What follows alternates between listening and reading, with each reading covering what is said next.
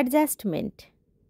ঋতুপর্ণার হাহাকার, সংসার, ভালোবাসা, প্রেম ধরে রাখার চেষ্টা বারবার ভাবাচ্ছিল একজন মেয়ে আসলে কতটা সহ্য করতে পারে।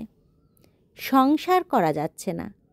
প্রাক্তন সিনেমায় ঋতুপর্ণার ডায়লগ ডেলিভারি, ভঙ্গিমা যেন একটা মেয়ের অসহায়ত্বকে করুণভাবে ফুটিয়ে তুলেছিল। একা একা বার্থডে কেক কাটা, স্পেশাল ডেটের জন্য বেরিয়ে সেখান থেকে আবার একাই ফিরে আসা, শাশুড়ির আদেশে প্রেগনেন্সির কথা লুকিয়ে রাখা, মিসক্যারেজের সময় স্বামীকে কাছে না পাওয়া, হানিমুন ট্যুরের প্ল্যান ক্যান্সেল করা, সব ওকে করে টিকিট ছিঁড়ে ফেলা, ফিউচার প্ল্যান নিয়েই এমন এক মানুষের সঙ্গে সংসার করা, কিংবা তার জন্য স্বপ্নের ক্যারিয়ার, জব সব ছেড়ে দেওয়ার মতো সিদ্ধান্ত নিয়েও শেষমেশ ডিভোর্স নিতে বাধ্য হয়েছিল ঋতুপর্ণা। জব ছেড়ে দেওয়ার মতো সিদ্ধান্ত শেখাচ্ছিল কীভাবে অ্যাডজাস্টমেন্ট করতে হয়। খুব সহজে ডিভোর্স দিয়ে আবার জীবন শুরু করাটা প্রসেনজিতের জন্য খুবই ইজি ছিল। কিন্তু প্রসেনজিতের মেল ইগো, ডোন্ট কেয়ার স্বভাব, স্ত্রীর মন না বোঝা কিংবা তাকে প্রাপ্যটুকুও না দিয়ে সব সময় নিজেকে নিয়ে ব্যস্ত থাকাটাও দর্শক হিসেবে আমার কাছে বিরক্তিকর লেগেছে। অথচ সুদীপার সাথেও তার প্রেমেরই বিয়ে ছিল।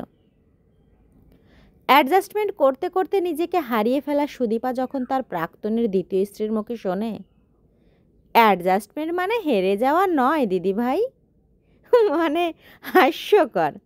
ট্রেন সফরেও উজান তার স্ত্রীকে বার্থডে সারপ্রাইজ দিয়েছিল। শেষ কথোপকথনে বলেছিল সে তার কোনো কথাই ফেলতে পারে না। স্ত্রীর সুটকেসের চেইনটাও তাকে খুলে দিতে হয়। কিন্তু সুদীপার যন্ত্রণায় তাকে কখনো মাথায় হাত বুলেও দিতে দেখা যায়নি। কিভাবে চালাকি করব, শ্বশুরবাড়ির লোকের মন জয় করব, সেই ছলাকলা সুদীপার জানা ছিল না, কিন্তু মৃণালের ঠিকই জানা ছিল। অথচ সুদীপা ছিল মৃণালের চেয়েও অনেক সুন্দর, স্মার্ট, শিক্ষিতা এবং প্রতিষ্ঠিতা।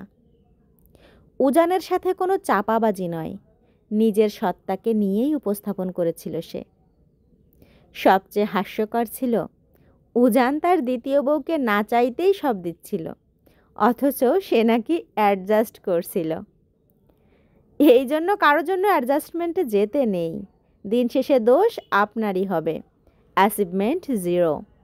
অন্যদিকে ভণ্ড কাউকে দেখবেন যে সে এসে আপনার জীবনকে বাঁচিয়ে দেওয়ার শিক্ষা দিচ্ছে। সে আপনাকে ছেড়ে অন্য কারোর সাথে ঠিকই অ্যাডজাস্ট করবে। যারা অ্যাডজাস্ট করে তারা সুদীপার মতো কদর পায় না, দুঃখ চাপা দিয়ে জীবন কাটায়। আর যারা সহজেই সব কিছু পায় তারাই অ্যাডজাস্টমেন্টের বাণী শোনায়।